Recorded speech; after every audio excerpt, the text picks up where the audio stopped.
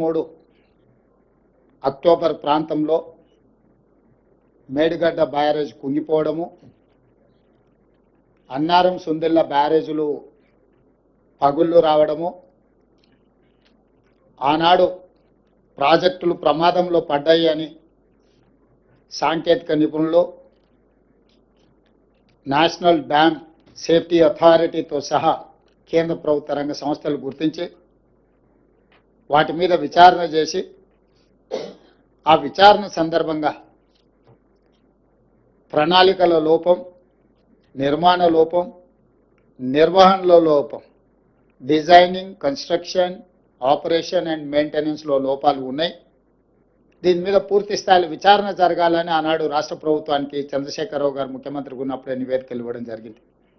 ఆ సందర్భంలో పిసిసి అధ్యక్షుడిగా నేను, శ్రీ రాహుల్ గాంధీ గారు మేడిగడ్డ బ్యారేజ్ను సందర్శించి మా కాంగ్రెస్ పార్టీ నాయకులు ఆనాడు బట్టి విక్రమార్క గారు, శ్రీధర్ బాబు గారు, ఉత్తమ్ కుమార్ రెడ్డి గారు ఈ ప్రాజెక్టుల పర్యటనలు చేపట్టి ఇందులో లోపభూయిష్టమైన నిర్ణయాలు, అవినీతి, అశ్రిత పక్షపాతము, నిర్లక్ష్య వైఖరి, ఎన్నో లోపాలతో కూడుకున్న నిర్ణయాల వల్ల ఈరోజు దాదాపుగా 1,00,000 కోట్ల రూపాయలు పెట్టి నిర్మించిన కాళేశ్వరం ప్రాజెక్టు పూర్తిగా కూలిపోవడం, దీని మీద విచారణకు ఆదేశిస్తాం ప్రభుత్వం అధికారంలోకి రాగానే అని చెప్పడం జరిగింది. ఎన్నికల మేనిఫెస్టోలో కూడా ఈ విషయం స్పష్టంగా జ్యుడిషియల్ ఎంక్వైరీ చేస్తామని ఆనాడు మేనిఫెస్టో కమిటీ చైర్మన్గా శ్రీధర్ బాబు గారి నేతృత్వంలో కాంగ్రెస్ పార్టీ తెలంగాణ ప్రజలకు మాట ఇవ్వడం జరిగింది. ఆ మాట ప్రకారము 14/3/2024 నాడు జ్యుడిషియల్ కమిషన్ ఎంక్వైరీ చైర్పర్సన్గా పిసి ఘోష్ వారు ఆంధ్రప్రదేశ్ ఉమ్మడి చీఫ్ జస్టిస్గా, సుప్రీంకోర్టు జడ్జిగా మొదటి లోక్పాల్కి వారే బాధ్యత వహించి ఈ దేశంలోనే న్యాయ నిపుణుడిగా, జ్యుడిషియల్ సిస్టంలో అపారమైన అనుభవం ఉన్న వ్యక్తిగా పేరు ఉన్న పిసి ఘోష్ గారిని ఈ కమిషన్ చైర్పర్సన్గా తెలంగాణ రాష్ట్ర ప్రభుత్వం నియమించింది. అక్కడి నుంచి దాదాపుగా 16 నెలలు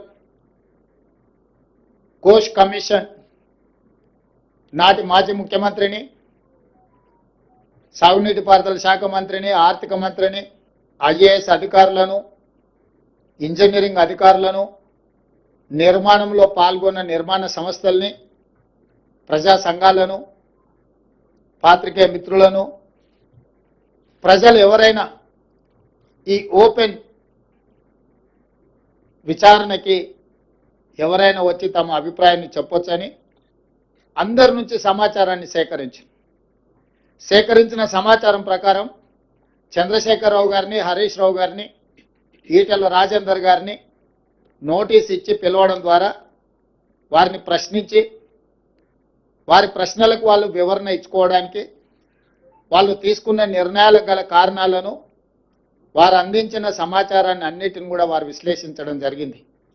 విశ్లేషించిన తర్వాత 16 నెలల తర్వాత మొన్న 31 తారీఖు నాడు 665 పేజీల సుదీర్ఘమైన నివేదికను తెలంగాణ రాష్ట్ర ప్రభుత్వానికి పిసి ఘోష్ కమిషన్ అందించడం జరిగింది. ఆ నివేదికను పూర్తి స్థాయిలో విశ్లేషించి సంక్షిప్తంగా ఒక నివేదిక ఇవ్వడానికి irrigation secretary, law secretary, G I D సెక్రటరీతో 3 అధికారులతో ఒక కమిటీని నియమించి ఆ కమిటీ నివేదికను మంత్రివర్గ సమావేశంలో మంత్రులందరూ కూడా వివరించడం జరిగింది. ఇదే కాకుండా 665 పేజీల కమిషన్ నివేదికను ఈరోజు మంత్రివర్గంలో ప్రవేశపెట్టి దాన్ని మంత్రివర్గ ఆమోదం కూడా చేయడం జరిగింది. వాటికి సంబంధించిన సమాచారాన్ని పూర్తి స్థాయిలో మీడియా మిత్రులకు చెప్పాలని మంత్రివర్గ సహచరులందరితోని పత్రికా సమావేశాన్ని ఏర్పాటు చేసి అందులో ఉన్న ప్రధానమైన అంశాలను అన్నిటిని కూడా సాగునీటి పారుదల శాఖ మంత్రివర్యులు ఉత్తమ్ కుమార్ రెడ్డి గారు మీకు సుదీర్ఘంగా వివరించారు. అదేవిధంగా ఆర్థిక మంత్రి, ఉప ముఖ్యమంత్రి బట్టి విక్రమార్క గారు అందులో ఉన్న చాలా విషయాలను మీకు తెలియజేయడానికి ప్రయత్నం చేసింది. వీటి నేపథ్యంలో ఊరు మార్చి, పేరు మార్చి, అంచనాలు మార్చి, అవినీతికి పాల్పడి అక్రమాలకు పునాదులు వేసి నిర్మించిన కాళేశ్వరం ప్రాజెక్టు ఈరోజు కూలిపోయింది. స్పష్టంగా కమిషన్ ఇందులో ఈ వివరాలన్నిటిని పొందుపరిచింది. దానికి సంబంధించిన ప్రజాప్రతినిధులు, ఐఏఎస్ అధికారులు, ఇంజనీరింగ్ నిపుణులు, నిర్మాణ సంస్థలకు సంబంధించి పూర్తి వివరాలను విశ్లేషణాత్మకంగా వారు రిపోర్ట్ ఇవ్వడం జరిగింది. ఈ నివేదికను ఈరోజు మంత్రివర్గంలో ఆమోదించడమే కాకుండా రాబోయే రోజుల్లో శాసనసభలో ప్రవేశపెట్టి అన్ని రాజకీయ పక్షాలకు వారి అభిప్రాయాన్ని చెప్పే అవకాశం కల్పించి, including leader of opposition the then chief minister Chandrashekar Rao గారు, ఆనాటి సాగునీటి పారుదల మంత్రులు, ఇతర మంత్రులందరూ కూడా ఆనాటి మంత్రివర్గంలో ఉన్న వాళ్ళందరూ కూడా వాళ్ళ అభిప్రాయాలు చెప్పడమే కాకుండా చట్టసభలలో, శాసనసభలో కావచ్చు, శాసన మండలిలో కావచ్చు, ప్రజాప్రతినిధులు స్పష్టంగా ఈ నివేదిక పట్ల ఒక అవగాహన తెచ్చుకోవడమే కాకుండా వాళ్ళ అభిప్రాయాలను స్వేచ్ఛగా చెప్పడానికి అవకాశం కల్పించాలని ఈరోజు మంత్రివర్గ సమావేశంలో మేము నిర్ణయం తీసుకున్నాం. అందుకే ఈ 665 పేజీల నివేదికను తొందరలోనే శాసనసభ, శాసన మండలి సమావేశాలను ఏర్పాటు చేసి అక్కడ ఈ నివేదికను ప్రవేశపెట్టి అందరి అభిప్రాయాలు పరిగణలోకి తీసుకున్న తర్వాత భవిష్యత్ కార్యాచరణను, కమిషన్ సూచించిన సూచనలను అమలు చేయడానికి ప్రభుత్వం ముందుకు వెళ్తుంది. ఎవరది? అవునా, న్యాచురల్ కదా, వాళ్ళు అదే విధంగా మాట్లాడతారు కదా, వేరే రకంగా ఎందుకు మాట్లాడతారు? ఒకవేళ అదే అయితే ఆ కమిషన్ ముందుకెళ్ళి వాళ్ళు ఎందుకు సమాచారం ఇచ్చిండ్రు, వాళ్ళు ఎందుకు వాదనలు వినిపించిండ్రు?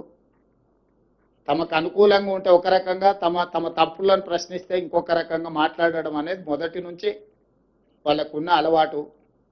ఈరోజు మేము కమిషన్ని వాళ్ళు తప్పుపడుతుండ్రు.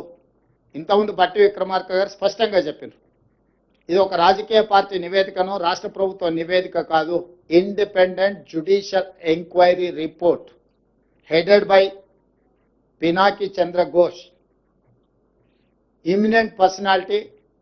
He headed as a Supreme Court judge, Lokpal chairperson, ఇలాంటి ప్రధానమైన బాధ్యతలు నిర్వహించిన వ్యక్తి 16 నెలలు అందరికి అవకాశం ఇచ్చి వాళ్ళు చెప్పుకోవడానికి అందరికీ సమానమైన అవకాశాలు కల్పించి ఈరోజు నివేదిక ఇచ్చిండు. కాబట్టి ఆ నివేదిక మీద ఇంకా ఎవరు ఏ రకంగా మాట్లాడతారు, ఏ రకంగా విశ్లేషణ ఇస్తారు అనేది వాళ్ళ విజ్ఞతకే నేను వదిలేస్తున్నా.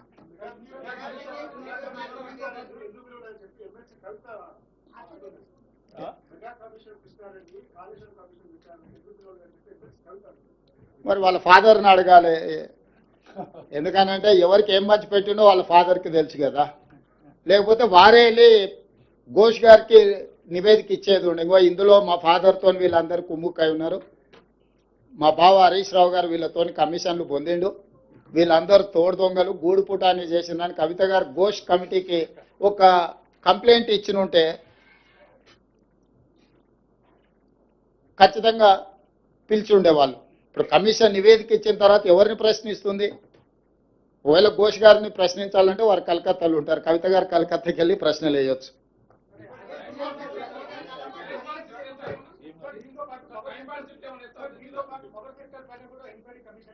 ఉన్నది ఈరోజు. ఇప్పుడు రాహుల్ దీనికి కన్ఫైన్ అవుదాం.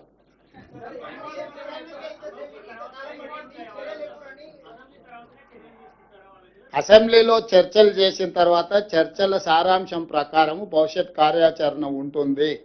మీకు స్పష్టంగా చెప్పడం కోసమే మీ ఊహాజనితమైన కథనాలకు కానీ ఊహాజనితమైన ప్రశ్నలకు తావు లేకుండా ఉండడానికే కమిషన్ రిపోర్ట్ ఇచ్చిన 4 రోజుల్లోనే మంత్రివర్గ సమావేశాన్ని ఏర్పాటు చేసి మంత్రివర్గ సమావేశం ఆ నివేదికను ఆమోదించి ఆ నివేదికలో ఉన్న సారాంశాన్ని నిక్షిప్తంగా మీడియా మిత్రులకు అందరూ కూడా కంప్లీట్గా ఇన్ డీటెయిల్ ఒక పవర్ పాయింట్ ప్రజెంటేషన్ ద్వారా మీకు వివరించడం జరిగింది. దీంట్లో ఎలాంటి శశభిషలకు తావు లేదు. నివేదిక సారాంశాన్ని, సూచనల్ని తప్పకుండా ఈ ప్రభుత్వం పాటిస్తుంది. దానికి ఒక అప్రోప్రియేట్ సిస్టమ్ని అడాప్ట్ చేసుకోదలుచుకున్నాం. మేము రాజకీయ కక్షాపూరితమైన చర్యలు చేపట్టినట్టు లేకపోతే ఎవరి మీదనో వ్యక్తిగతంగా ద్వేషంతో నిర్ణయాలు తీసుకున్నట్టు ఏమాత్రం చర్చలకు తావు ఇవ్వకుండా ఈ ప్రభుత్వము పారదర్శకంగా పనిచేయాలనుకుంటుంది కాబట్టి ఈరోజు అన్ని వివరాలను మీ ముందు పెట్టడం జరిగింది.